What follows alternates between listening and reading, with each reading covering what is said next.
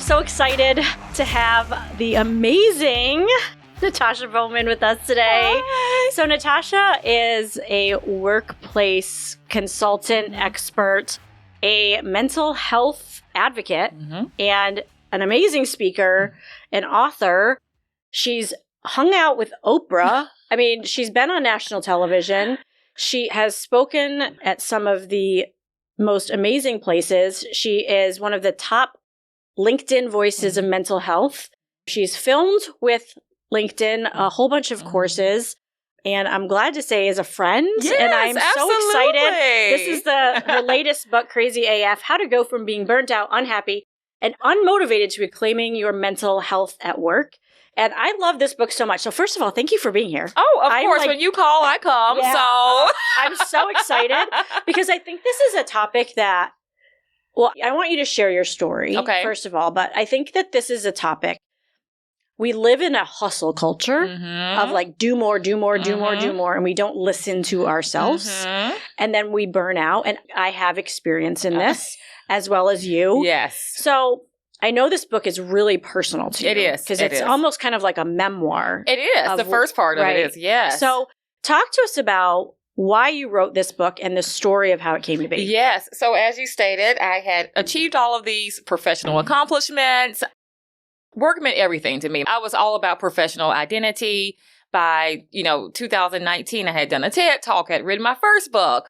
And you were an HR consultant, Yeah, HR consultant, yeah. So I had been the head of HR in the C-suite in corporate, checked all the goals off my list. And then COVID happened. And all of my projects, speaking engagements, everything was put on pause. And while most people like, oh, yay, quarantine, I don't have to do anything, I did not handle that very well because my professional identity was so just entangled in my identity.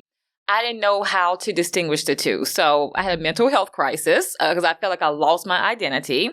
I had a suicide attempt, was hospitalized in a mental health facility. That's when I was diagnosed with bipolar disorder. Of course, it took a while for me to destigmatize myself. Like, how can I be over 40 and be diagnosed? Right. Like, where was this years ago? What do you mean? And then when you watch on media what they portray with people with serious mental illness, that was just so confusing to me. And so after I destigmatized myself and went through a lot of therapy, and my therapist said, Natasha, everything you accomplished before your diagnosis, you can do after. In fact, your diagnosis is probably what helped to fuel a lot of that professional success. And I'm like, oh, that's why I never needed to sleep and I could work 3 jobs at a time and all of that. I was always in some sort of bipolar manic episode. And so it explained a lot. So once I embraced it and decided to make my story public, so I went to my LinkedIn following and posted a professional profile picture and said, this is the face of bipolar disorder. To my surprise, it went viral. Right, I remember that post. It went like super viral. Super viral. LinkedIn actually did a whole commercial about it, Conversations for Change. But the most intriguing thing was the number of just messages I got. It was almost like a Me Too movement. Like, yes, I suffer mental health sufferers, or I know someone, or I have a family member.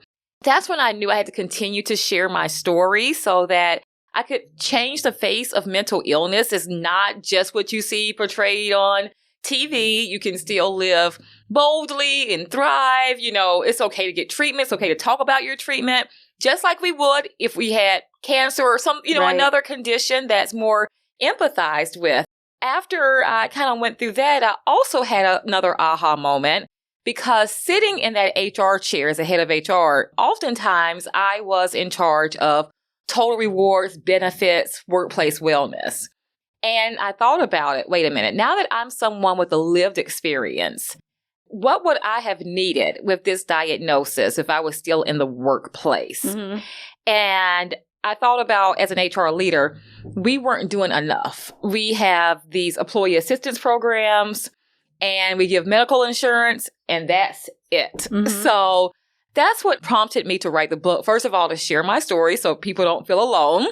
And then the second part of it is a roadmap for both organizations on how to cultivate cultures of mental wellness and for individuals to, kind of get rid of that, like you said, hustle culture, embrace self-care, and don't trade your wealth for your health, which I had obviously done for many, many years. I mean, by the time I was hospitalized, I was probably reaching like 300 pounds because I was just working and working and working and did absolutely nothing as it related to self-care. I was just really sacrificing not just my mental health, but my physical health. So I just had a complete transformation and wanted to share it, so the crazy AF. And by the way, the AF is and fearless. Yes, I know. And crazy is not about my diagnosis. I see it as a verb, not a noun. So I'm not describing myself as crazy. But I'm saying let's be crazy in the way that we can reshape how we see ourselves, how we approach work, and that there is a harmony between the two. And notice I don't use the word balance because I don't believe hate that word. Yeah, I hate it because No. you go to work 5 days a week. So what, you supposed to be all 5 days a week? Yeah. So let's harmonize it, integrate it in a healthy way. Yeah. I always say that balance is a swear word. And I'm glad you brought that up because as a single mom of 4 who runs an agency and has all these things going on, I always say that I'm always juggling a whole bunch of balls, right? Some are glass and some are plastic. My goal is to not drop the glass ones because they will break. So the glass ones for me are my kids, my relationships, my health, and my finances, right? And so those are the ones that cannot be sacrificed. Everything else on any given day, they'll bounce back up at some They'll point. bounce. I love that. They'll fall. They might roll under the couch. Across. And my cat might be playing with it. I might lose them sometimes, but they'll show back up. And, the house might be dirty. I might have undone laundry. I might not have seen my friends in a couple weeks. But sometimes it just has to be that way. Yes. I love that. I'm going to use it. I'll give you credit. Yeah, but I love that. The glass versus plastic balls. I love that. And so there's no such thing as balance. I'm going to credit you in my new book. The journal that's going to go with that. Yes. That's part of your what are your glass versus your glass balls? Oh, I'm going to credit you all that. I love that. Those are the things we don't drop. And those are the non-negotiables. Non-negotiables. And you know what? My new mantra for this year is be more disappointing. Love that. And who gives that advice, right? But as working, especially mothers, right? You've had it because I mean, throughout the years, I've watched you and I've studied you. But we have this immense mom guilt, and I'm sure you've been guilty. I know when you transitioned from I have this big fabulous house to, okay, you're sharing a room. You had this mom guilt because you feel like, I work so much. So therefore, all my free time is serving to other people, and we don't serve and pour into ourselves. And I would never say no to my kids because it was just guilt, or family members, extended family members. And that was part of dropping my glass balls was because I didn't want to be disappointing. And I'm okay now saying to my child or husband or whoever, I know I said I would do such and such with you today, but that's not happening. You can call up a friend and I'm glad to give you some money, go play with them, or you can just chill with me. But for my mental health, I gotta check out. And I'm okay with that now. Whereas I love that. I would be so tired, but I would never say no. And I would feel obligated to give all my free time to others. And I realized I'm contributing to this household in different ways. And it doesn't have to be a standard way of just time. I contribute financially. I contribute emotionally. I try to be a good role model. But what I'm not contributing is being a good role model in terms of taking care of myself. And I realized I was passing down bad habits. Is this really what I want my daughter to grow up doing? And so I'm okay with being disappointing. I hate to disappoint you. And if I really didn't think that I could move something, I'm not doing this intentionally, but it's okay to be disappointing. And I think that's probably one of the number one things that especially females and working people, we really worry about is who we're going to disappoint when in the end, we're only disappointing ourselves. Yeah, that's so powerful. And it's so true because there's all this pressure to do everything and do it perfectly, and even with the hustle culture, right? And I love, I can really relate to you with losing your identity, in your work. And I think about back when I was running my personal finance company and on television all the time. And then I went through my divorce and my identity was so wrapped up in like, I'm on TV all the time. I'm the breadwinner. Yep. And then I'm stripped away and now I'm not a wife anymore and I'm going through a divorce. And because I was a single mom, I couldn't do all of the television that I was doing. And that I felt like was the one thing that I could do so well at. And it was stripped away from me. And I really went through an identity crisis for a while until I could get systems back in place to start doing it again. But then you get to a point where you're like, well, I don't want to do that anymore. Because I find who I am, right? You find out who you are and what really fills you up. I know you've written a couple other books. So what was the turning point for you? Because you wrote the other books when you were in HR, right? Yeah, so other books are strictly workplace related. So the first one was literally, you can't do that at work. Right. And that was ironically published right before the Me Too movement. And it really launched just to talk about, you talk about leveraging book for speaking and business. I wrote it actually, I was an HR professor in graduate HR programs, and I was trying to find a text or something that was practical. All of it was this academic stuff that you don't refer to when you're working. I'm like, you need to know these workplace scenarios you're going to encounter. So finally I was like, you know what? I'm going to write my own book, right? You can't do that at work. And it's going to be reading this to a leader and say, hey, you can't sexually harass people. You can't do this. So I wrote it for that as a reference pretty much for my students. And lo and behold, Harvey Weinstein, the scandal happened. And people were like, oh, I think we need this book. Come to my organization, talk about it. And that's what launched my career, was writing that book. And I realized the power of book writing as it relates to business. It just became a calling card. And then my subsequent one was based on my TED Talk that I had done, The Power of One, Leading with Civility, Candor, and Courage. Ironically, I finished writing that book while I was hospitalized in a mental health facility. You don't have much to do while you're there.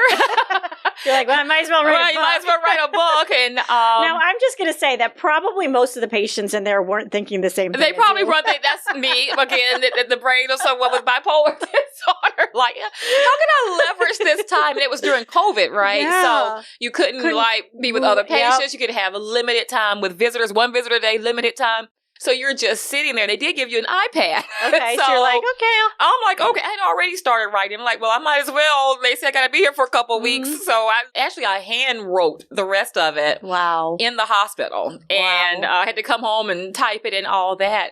But that was the second one. It's more so of a leadership development book. But everything was like strictly workplace related, and I didn't really share my own vulnerable stories. But this one is just very personal to me. And there's so much more to the story I'll tell at some point, But this one, it's just very, very personal. But again, it's still, that second part is still, I had to have workplace in there. It's part of my identity. Like, I can't do anything without referencing work. But still that practical guide. Yep. I know you were offered a couple book deals. Yes. But you turned them down. I did. Why did you do that? Well, The Power of One was actually through a publisher. And you can see where you bought the book. But that didn't go the way I expected. You always hear like, oh, you want to go through. My first one, You Can't Do That Work, not only sold copies, but I don't consider myself really an author. I write books to get speaking engagements. Business is kind of like, okay, here's your supplement to that. It's my calling card. So it did really, really well. I built this great business off of it and self-published it. So I got good money. But when you go through a traditional publisher, I realized, first of all, the creativity, the timeline, all of that is out of your hands. I didn't like that. I have to have power and control over everything. And then the royalties, they have a large part of the royalties. And it's like this really delayed time before you even get your first check. I got my first check. It was for $85. And I'm like, are you I remember getting like checks for like $2.22. Yes. I was like, what's going on? What is going on? And so I'm like, never again. They didn't market it. All the things that I had told myself how to do, how to leverage my LinkedIn platform.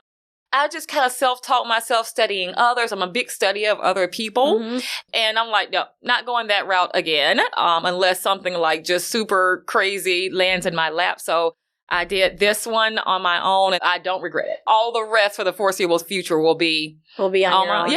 Yeah. So it's interesting. I find like people that aren't speakers don't use the word calling card, right? A lot of people use book as a business card, but you use the word, and a lot of other speakers actually talk about it being a calling card. Okay, I didn't realize that. Okay. So I know that a lot of people push their book out and it goes out, they do the book tour for 3 months and then they get exhausted of it. I call it book PTSD. It's something that I use all the time on the show where we get exhausted, burn out from it, have a little bit of anger towards it.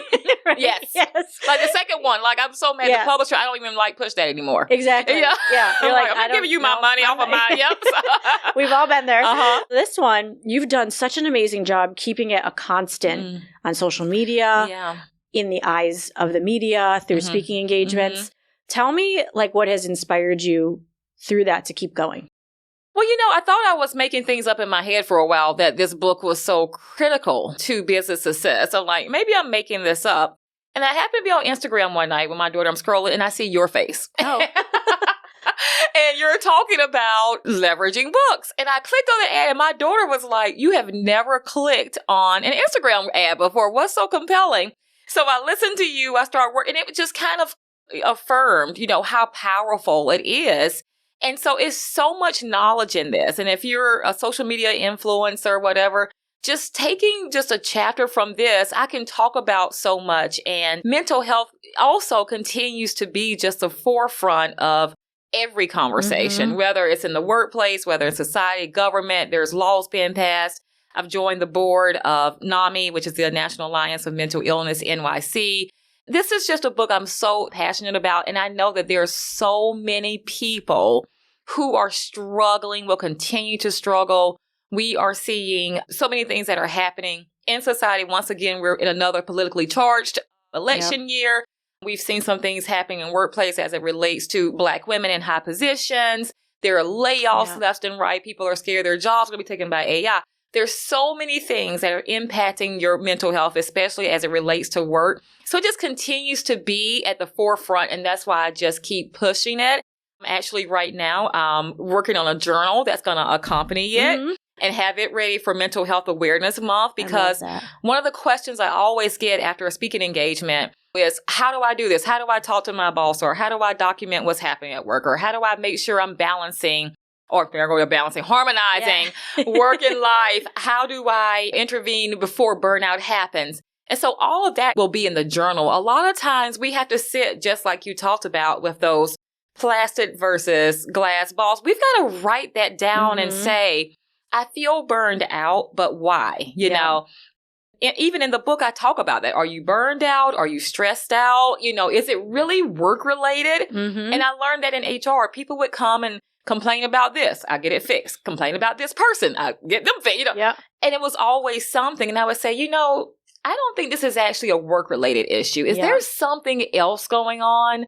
And come to find out after we unpacked it, it wasn't work. It's something in your personal life and you're taking it out on work, because that's easy, right? It's easy to talk about your boss or your colleague or whatever, but not your husband or your child or your mama, right? So true. What's contributing to your burnout? Let's get to the bottom of that so you can, go and identify and resolve that. Or what are the things you really enjoy? Do more of that. And you're like, today I had a good day. Why? And you're putting, because I did these things. Or I feel burned out. If you're journaling your day, here's some things I can actually delegate. Like, why am I doing that? Do my dishes really need to be washed every night? Or does that laundry really have to be put up? My daughter, which is opposite of me, she'll wash clothes, or we could get home from a trip, whatever. Everything has to be folded and put up. Then I will live out of my suitcase after a trip until my next trip. Until my next trip. I'm like, I already have facts.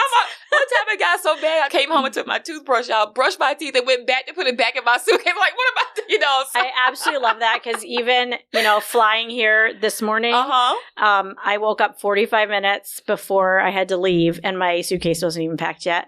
But tomorrow, when I get home, it'll be on the floor for 2 weeks. Yes, exactly. I don't pack when I get in the hotel. It's going to stay that way. That gives me time back. Why am I, my husband will sit up there and fold things up, put in the drawer. I've never opened a drawer in the hotel. So anyway, what can you eliminate? What can you delegate? What expectations are you putting on yourself? Because a lot of times at work, we put certain expectations on ourselves that's not even required or asked for, but we don't realize we're even doing it. Are we the one to always volunteer to put on the whatever month program or these extra duties?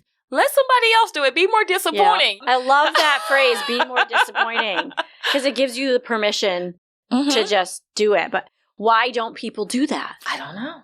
For me, it's like people pleasing or... Especially high achievers. Yeah.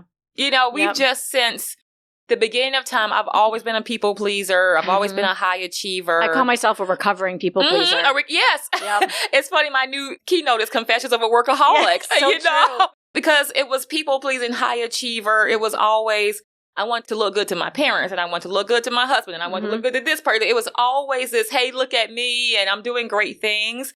And now I'm just in that part of my life where you don't have to look at me, or if you don't like what you see, that's like okay. You don't have to like what I say. All of that. Yep. And it's so freeing, isn't it? It is. It really, so freeing. Really is. I don't know why I didn't discover this 20 years ago, but I'm glad with a 16-year-old daughter that I have discovered this before she leaves the home, and I have a couple of years to kind of show her, don't do what you watch me doing. My son has recognized it. He lives in Alabama, and he was with us over the holidays. And, you know, he was like, Mom, you're just a different person. Like, we went skiing. I didn't even bring my laptop. And he was like, you don't have your laptop out. You don't have your phone out. He had never seen me that way. When we got back from holiday, we drove up we live in Manhattan. Our cars are on the street. We have 3 cars because we're originally Southerners, so we have cars. And someone pretty much came through and sideswiped and short of total all 3 of the cars, including my Mercedes.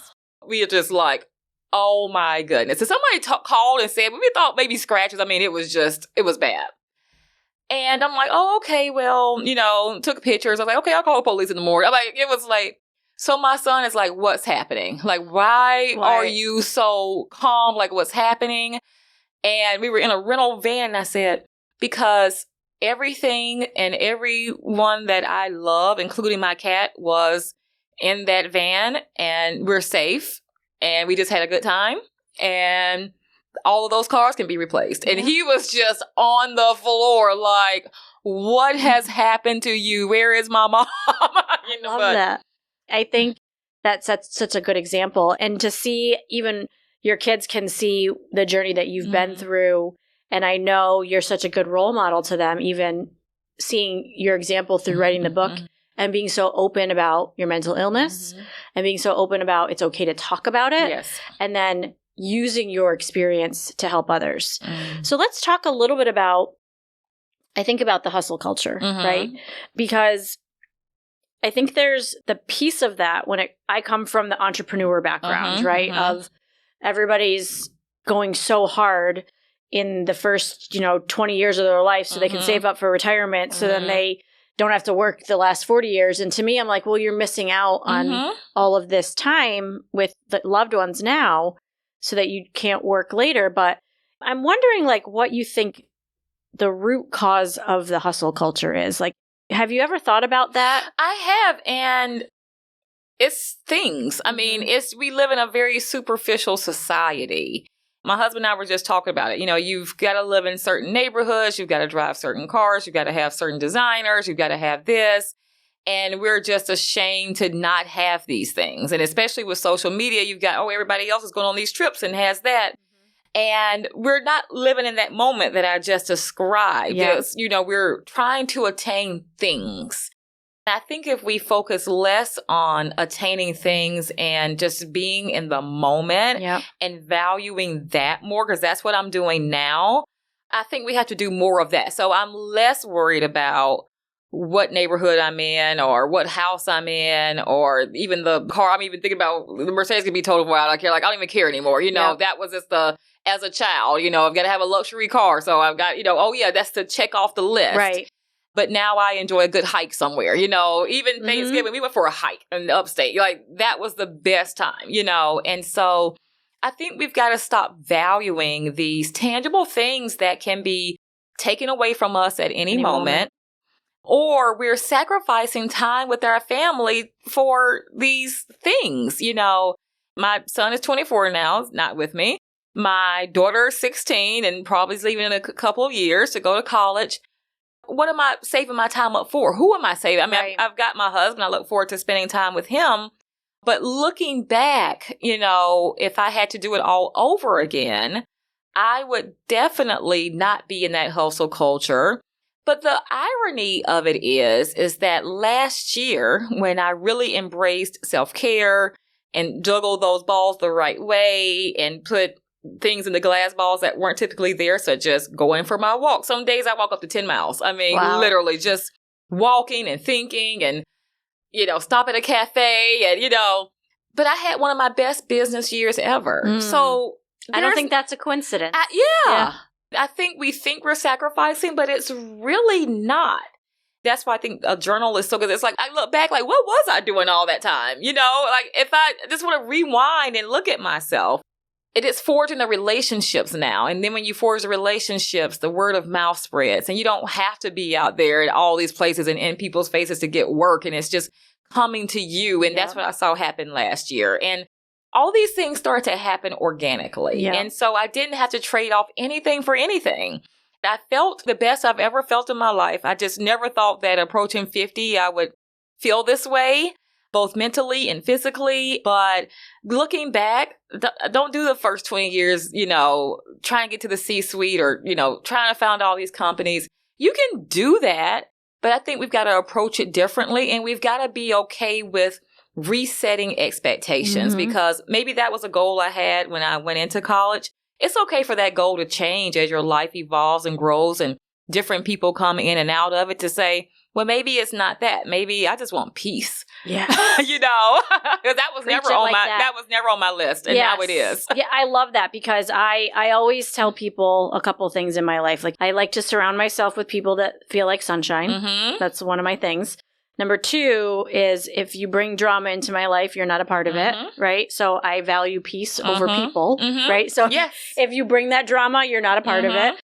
And then making sure I really stick to a strict work schedule. In our agency, we have one of our core values is that family always comes first.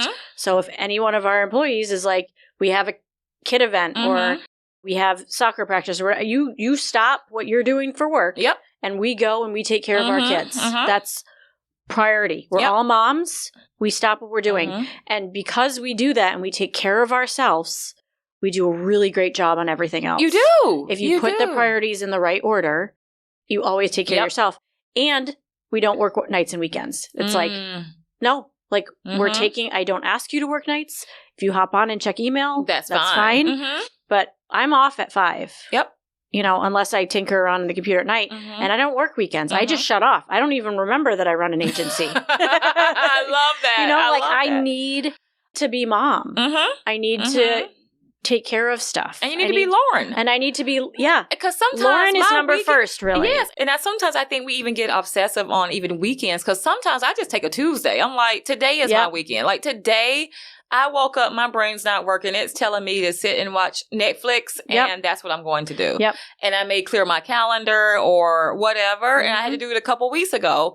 And I was like, it's Tuesday, and I don't feel like doing anything, and I'm not. And you can do that. And I worked that Saturday, and that was fine. I switched a day, but sometimes we just got to listen to ourselves. Yep.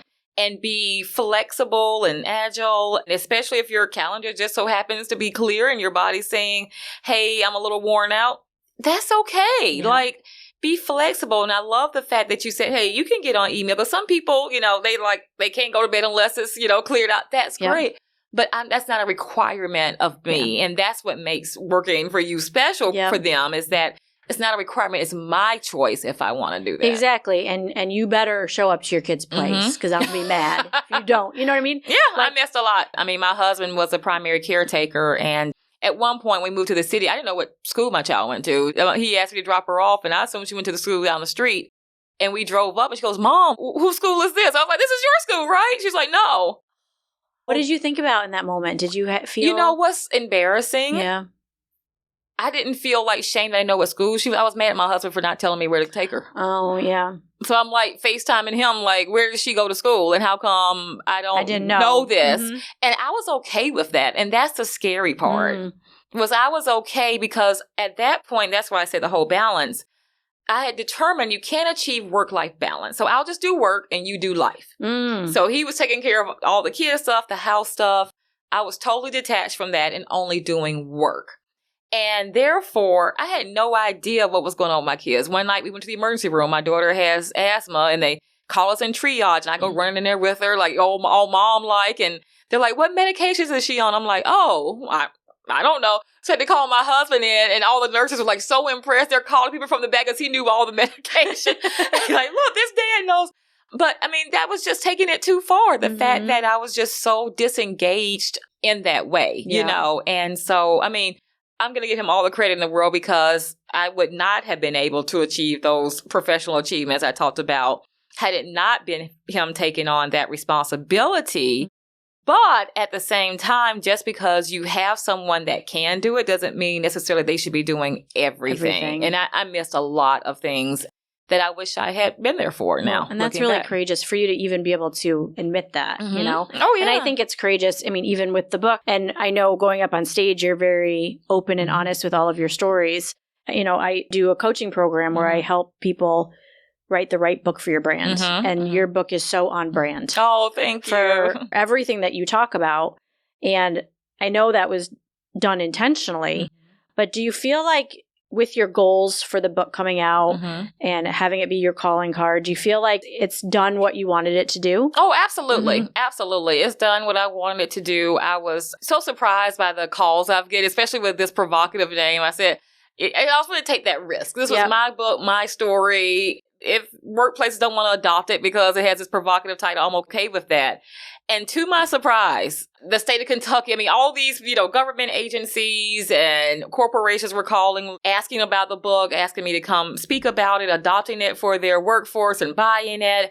And it's done exactly what I needed to do for not just my business, but because this has become such a passion for me, it's done that as well. And I've gotten messages that it has saved lives. That's amazing. And yes, I've gotten messages that said that. So when I think about, has it done what I wanted to do? That part, when people are messaging me to tell me where they were mentally and they were in such a dark place and they came across, like you said, on social media, I'm very vulnerable. I'm okay saying on social media, today is not a good day for me.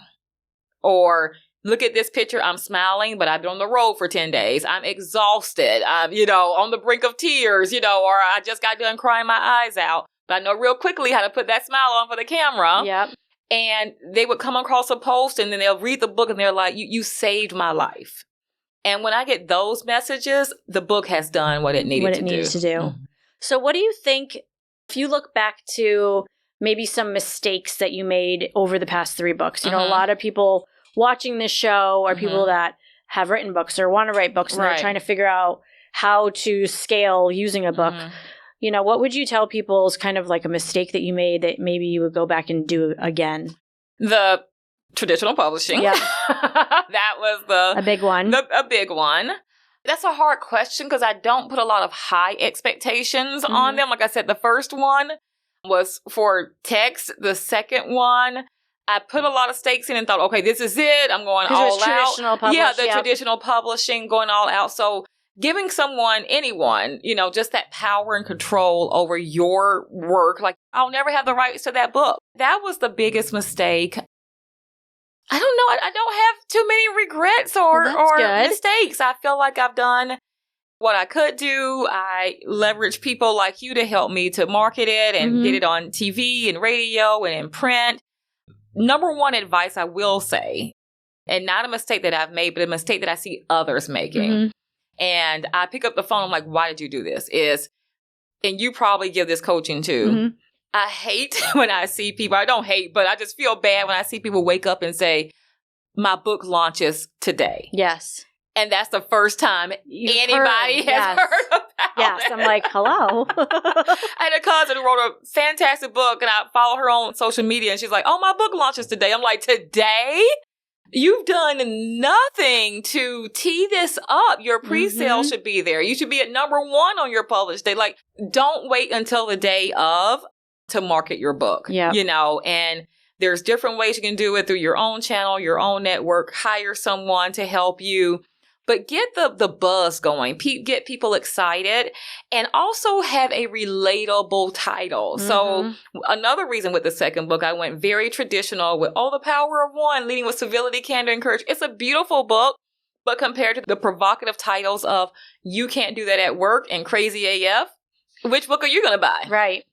Right? Yeah. Oh, that's interesting, you know. Well, because they probably needed one that was like politically correct. Right, and, like, exactly. Yeah. So Yep. but to my surprise, more organizations adopted the ones with the provocative title than the one with the traditional, you know, professional title. Mm-hmm. And so make sure you have a title that grabs the attention of your reader. And I see things, I'm like, where'd you come up with this? And it may make sense in your head, but run it by someone to say, when you see this title, what do you think? Mm-hmm. You know, because things can make sense in our head, but not to other people. I'm like, what does this even mean? You know, so that provocative title, you know, you got that book, The Subtle Art of Not Giving Up Beep, you know, just the title alone, you know, makes it a number one sell. Like, oh, well, yes, I want to know how to not beep, you know. Yeah. So those are some of the things that I've seen others when they've asked me, like, oh, hey, how have you been able to, especially completely on your own, be able to do this? And that's been the biggest advice is, number one, have complete creative control. Mm-hmm. And I realized even the traditional publishers, they were using the same freelancers that I was using to edit and all. They didn't even have people on staff. They were freelancing all the stuff out anyway, just like I would. But, you know, having that control over it, your time, you know, timing it where you have enough time to market it, put it out there, you know, make sure you have a attention grabbing title. And just like you said, keep it going. Just don't do the launch and you're done. And then sometimes, right now, my first book, I'm getting a whole lot of dings on that. Here it is, 7 or so years later, and people are like ordering it again. Like for something's going on. People want to know what they can't do at work. So, you know, you never know. Yeah. For all I know, my second book's going to all of a sudden have a resurgence, right? So, well, and Amazon too, you know, it'll group all three of your books together. So all of them might start selling together. Exactly. And I loved what you said about the strategy piece, because as a book launch strategist is working with clients, you know, the 4 months before the book comes out now, of what are the things we need to do in place, getting a launch team in place, getting a landing page in place, getting pre-orders in place strategically. One of the services that we added, you know, since you've worked with us is book ordering to help with speakers and doing pre-order campaigns so that you go into, you know, the launch of your book with a couple thousand pre-orders, especially for speakers as we pre-order them out to speaking engagements, and have a strategy. Because if you don't have a strategy, and I know this is every author's fear, the book will flop. Yeah. All of my time and effort that I went into writing this book, nobody's going to buy it and it's going to flop. Yeah. And if you don't have a strategy in place, it might flop. Yeah. There's a very good chance that it will flop. Most books do. Yeah. There's a statistic that I've shared in another episode where 99% of authors sell 100 books or less. Wow. And it's very true because there's a strategy, and you know the strategy because you've done it a couple times, is pre-orders, email list, social media, and it's a very repeatable process if you know what to do. Exactly. And one of the mistakes I've made that I've got to actually correct at some point, or because I saw a webinar you were doing, I haven't attended or watched it yet, but about the pre-orders, because companies order from me, but that doesn't count towards your book count, right? Your author copies. Exactly.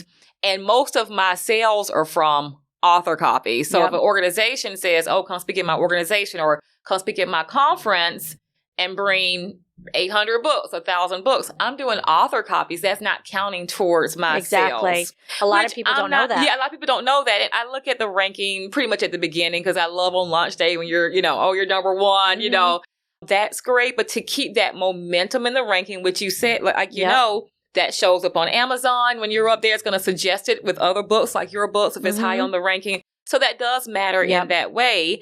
So that part is something that's a mistake that I've made is I've done the author copies when for my bulk ordering when I think there's a different avenue for that. That's a great point that I haven't brought up on any other episode yet. That if an author has, let's say, a bulk buy through an organization, like a speaking engagement, they order 400 copies of your book. And you go to your publisher and you say, I have, you know, this company that wants to buy, like Walmart wants to buy 400 copies of my book.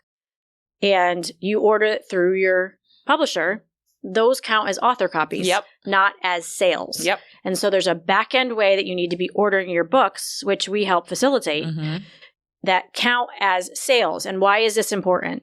If you decide at any point that you want to get a traditional book deal, they look at that. They look at those numbers. So if you're selling 8,000 copies of your book this year through book sales, that is a huge number that should be counted, because that's going to increase, if you decide to go traditional again, it's going to increase your advance size. Right. It's going to increase your royalty negotiations and everything like that. So every book should be counted. And this is especially important, and this is actually exactly how most people are hitting bestseller lists, is I even have a client right now. We're booking 2025 speaking engagements. Wow. And we're getting all of the book orders for his pre-order, and we're pushing him through on launch day.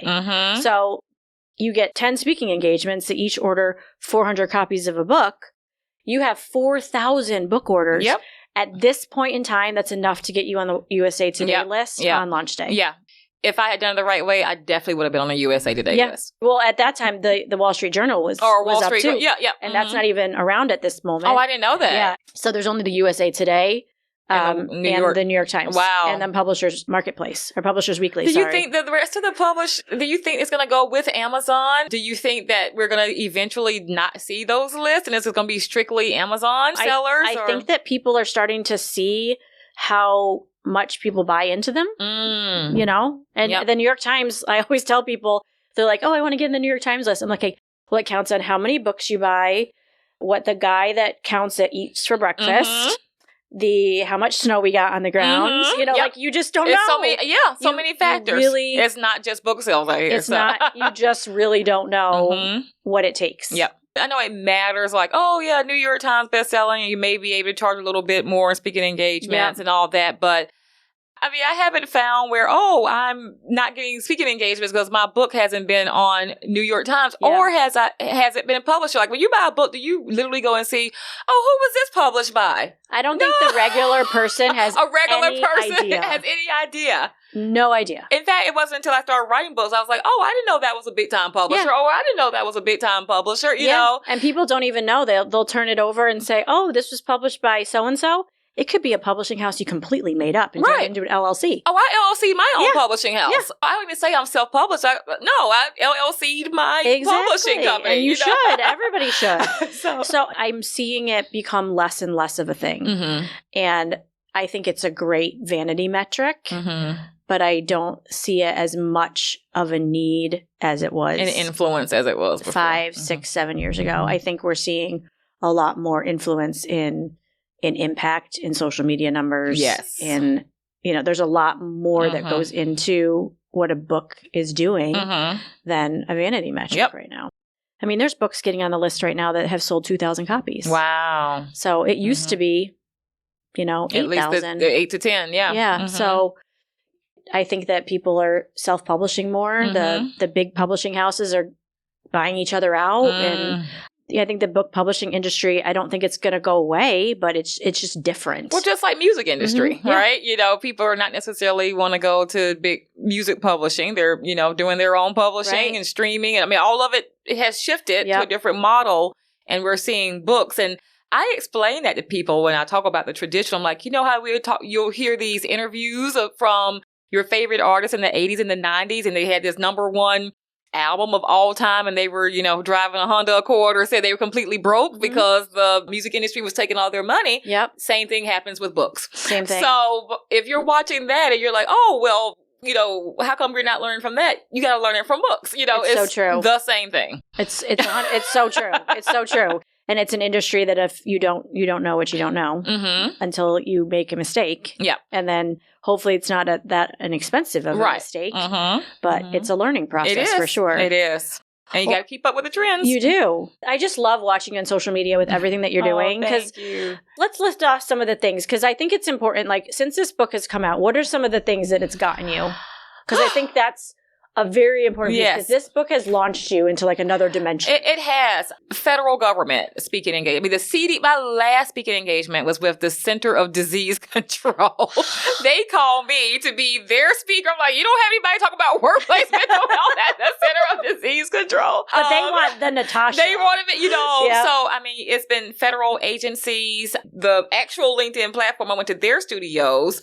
They did a whole 1-hour broadcast about the book and burnout.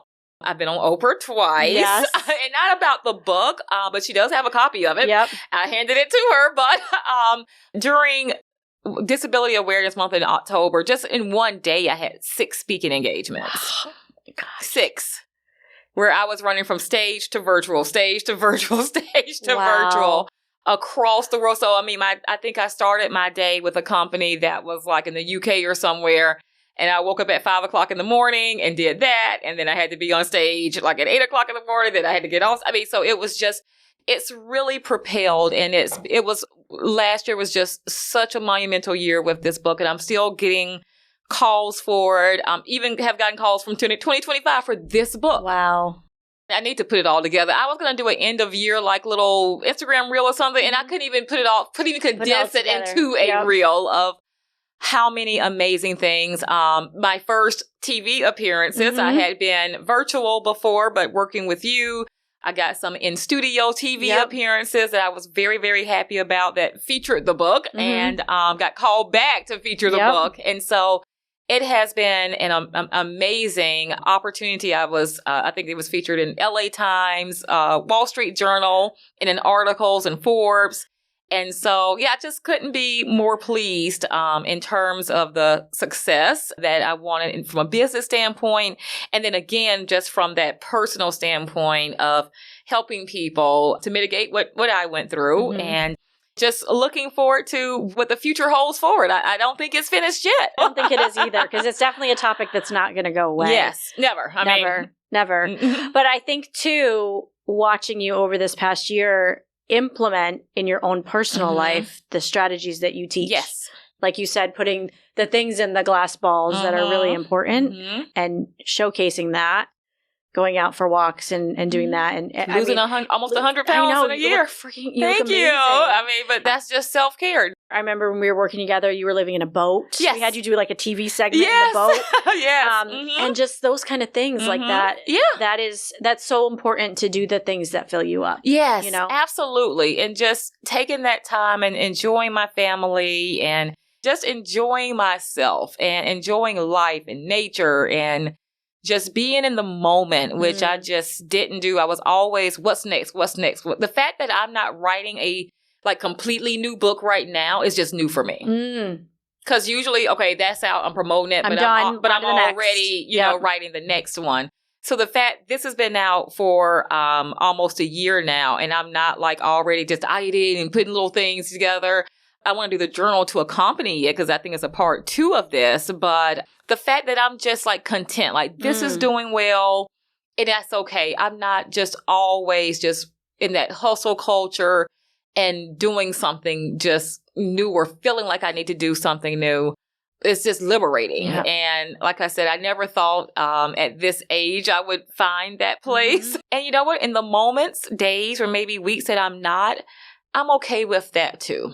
You're okay being disappointing. Yes, disappointing. And I'm not going to sit here and say, oh, everything's rosy and I never have bad days or I don't struggle with not disappointing. For the most part, I've worked through that and I work with therapists and, and my family understands now that my expectations have shifted and the way I approach things have shifted. It took them a while for me to not be in this place. They were looking at me like, this is strange. Like, why are you here? Why are you at home? Why are you doing this with us? And so, it took them a while to adjust, but it's a journey and it will probably shift, as I grow and that's okay. I'll continue to shift and adapt, but as long as I'm putting myself first. And that may sound selfish, and I always used to think that was selfish when people said that, but you have to. If you're not putting yourself first, you're not serving others in the way that you think that you are. Yeah, I can totally relate to that. Being a mom and business owner like you, I have to. Yeah, I absolutely have, or else I crash and burn, and then I'm no use to anybody. Yep. Not even myself. I'm no use to anybody. Yep. Not even my pets. I'm just a waste of space. Yes, just here, just existing. Just here. Well, here, so how can everybody find you? obviously the book, Crazy AF. AF stands for And Fearless. How can everybody find you?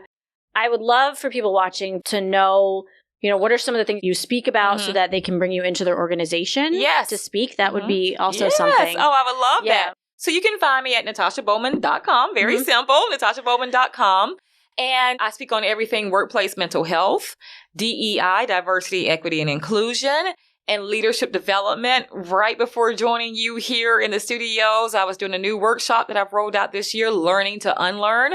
We've got to do a lot of unlearning of things that are ingrained beliefs and values and just truths that we thought we knew about things that actually have harmful effects on others. But on the website, natashabowman.com, you'll find my complete keynote speaking, which includes a lot of topics, including my newly launched Confessions of a Workaholic, which is a mix of kind of comedy and, of making fun of myself and, I didn't know what school my child went to and how you don't have to sacrifice, your health for wealth. They can be mutually okay. And also leadership development topics. I've had quite a journey in my life. I had open heart surgery at 11 years old, to being diagnosed with bipolar disorder at over 40. So I have a lot to talk about, to being, the only Black woman in a C-suite in an organization, or going from being a mental health executive to a patient at that same mental health hospital. That's my favorite story. We didn't touch on that you were an executive at the mental health hospital that I was admitted to. So when people ask me, how do you tell your boss you're struggling with your mental health? Well, I didn't have a choice because they admitted me before I even knew that I was being admitted. My boss, so that's a story to tell. And then the aftermath of that, right? So you would think, working at a mental health facility, your boss is a psychiatrist, one of the top psychiatrists in the country. You're not going to face stigma. You're going to, everything's going to be, no. Read the book and read that story. Yep. So that's when I really realized, workplaces have a lot to go, because if we can't get it right at the mental health hospital, we got some problems. We've got some problems. So I would love to, work with any of you, and reach out. Let's talk. Yeah. Well, you're such an inspiration, and it's such a joy to have you here. Thank you for coming. If anything for you. This has been amazing. And I think your topic is something that all of us, as entrepreneurs, as CEOs and everything, we don't want to burn out, but we'll push ourselves there if we don't have the inner parts healed. That's right. That's so true. So thank you. Thank you for having me.